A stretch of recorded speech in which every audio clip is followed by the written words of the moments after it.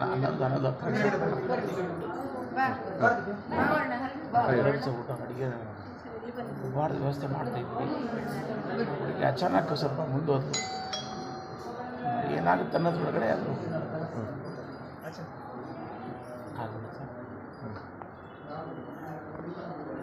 ಏನು ಹಾವು ಕಚ್ತಾ? ಹಾವು ಕಚ್ಚಿದೆ. ನಾವು ನೋಡಿಲ್ಲ ಸರ್, ನಾನು ಕರ್ಕೊಂಡ್ಬಿಟ್ಟೆ ಹಂಗೆ.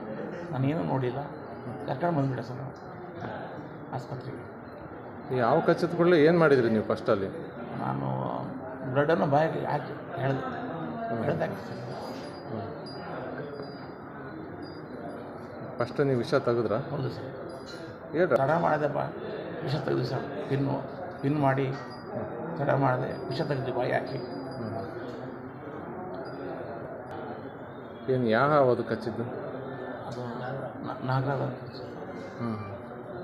ಏನು ಮಕ್ಕಳು ಆಡ್ತಿದ್ರ ಏನೋ? ಇಲ್ಲ ಸರ್, ಊಟದ ವ್ಯವಸ್ಥೆ ಮಾಡ್ತಿದ್ರು. ಒಬ್ಬ ಹುಡುಗಿ ಈಗ ಕಚ್ಚಿರ್ತಕ್ಕಂಥ ಆ ಹುಡುಗಿ